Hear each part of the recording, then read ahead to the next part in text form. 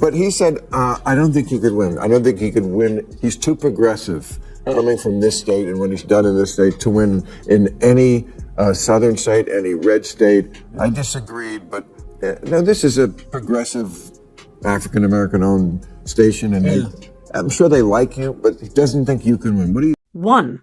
Bill Maher has always been open about his admiration for Gavin Newsom, but it didn't stop him from harshly criticizing the governor of California. This time, Maher didn't mince words.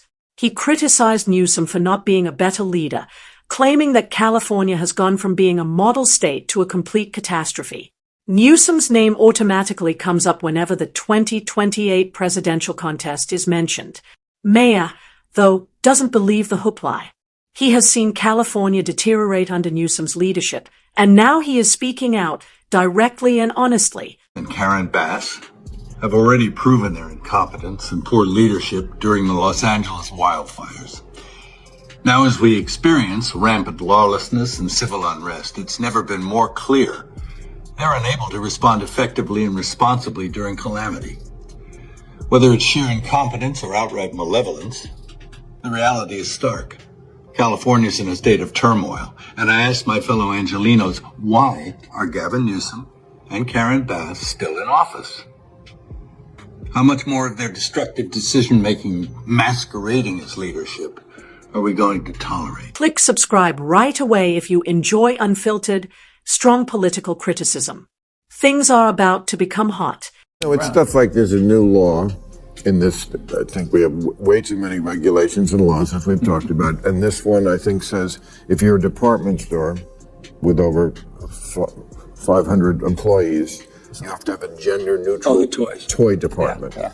Stuff like that. Yeah, I get it. So do you think that's but it's silly? Do you think that's a silly thing? That we too much government there.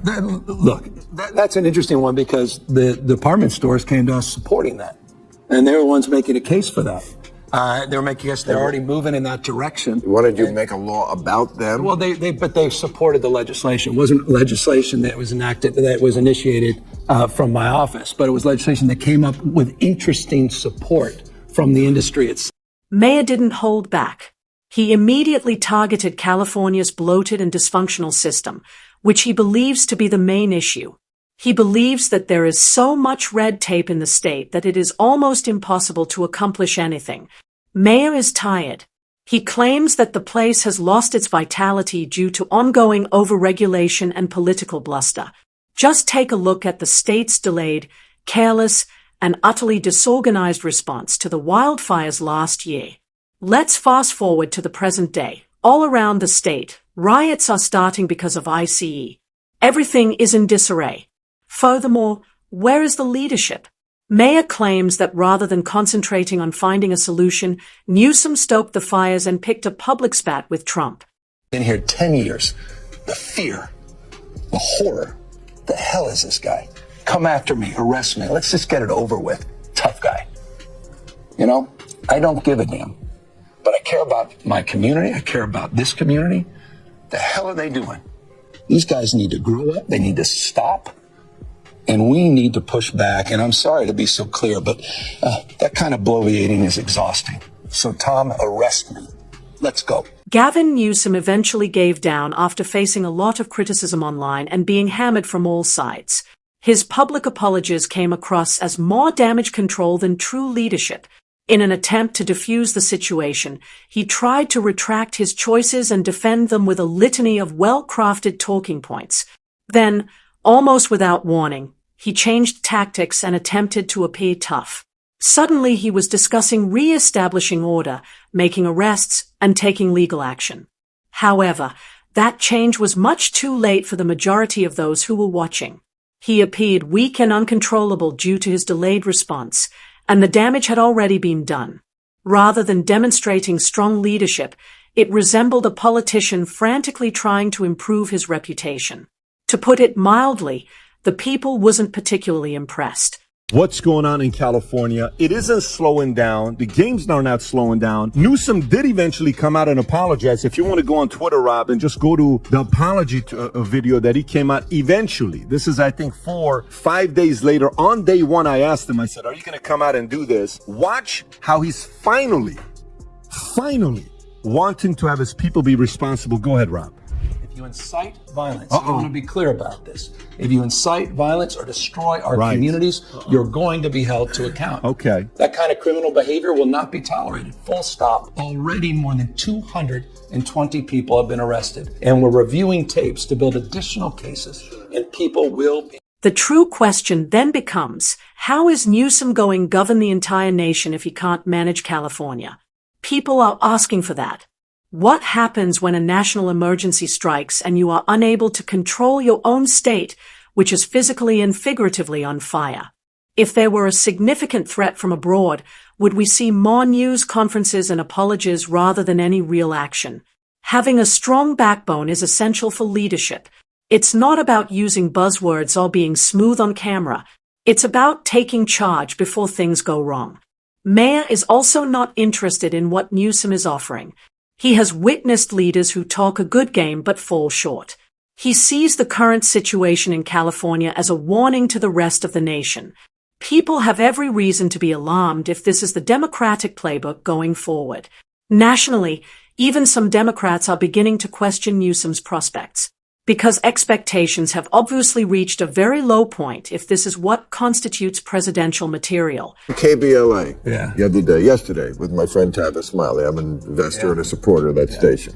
And he said, who do you want for running president? I mentioned, I think you'd be good at the job. Not this year, we know. No, I know. But he said, I don't think he could win. I don't think he could win. He's too progressive. Coming from this state and what he's done in this state to win in any southern state, any red state. I disagreed, but no, this is a progressive African-American owned station, and I'm sure they like you, but he doesn't think you. The fact that this criticism did not originate from a conservative site says it all. It originated from a black-owned progressive radio. Politically, they may admire Gavin Newsom, but personally, not even they believe he has a chance. Furthermore, this was not a conservative company. Karen Bass have already proven their incompetence and poor leadership during the Los Angeles wildfires. Now, as we experience rampant lawlessness and civil unrest, it's never been more clear they're unable to respond effectively and responsibly during calamity. Whether it's sheer incompetence or outright malevolence, the reality is stark. California's in a state of turmoil, and I asked my fellow Angelenos, why are Gavin Newsom and Karen Bass still in office? How much more of their destructive decision-making masquerading as leadership are we going to tolerate? O'Reilly didn't mention specific names, but let's face it, we all know who he was referring to. Gavin Newsom was the first person most people thought of when things started to go wrong. Do you recall when the demonstration started? Who arrived with skillfully phrased, ambiguous comments that meant very little? That person was attempting to preserve his political reputation while the state was in disarray, not to restore order. Then there are the odd things, such as stacks of face masks and pallets of water bottles that simply show up at protest locations. It doesn't seem like a haphazard grassroots endeavor. It poses some serious queries. Who planned that? Who covered the cost? And why? This goes much beyond negative publicity if any of that points to organizations associated with Newsom or his staff. That is a grave betrayal of confidence. Leaders are meant to guide, not covertly encourage the very chaos they are meant to control. Californians deserve straightforward answers if there is even the slightest possibility that his staff were participating behind the scenes. No more talking points. No more evasion. Just the facts. I think they're hyping it up. It doesn't seem to be an organic display of protest. That means that it doesn't have a constituency among regular people. The Los Angeles protesters were fueled by very militant far-left organizations that passed out masks and frozen water bottles and other forms of protection for the protesters. Same thing in New York. This is all organized by the far left, but the people aren't coming out. In fact, on Tuesday night at 9 o'clock in New York, everybody went home. I guess they were hungry.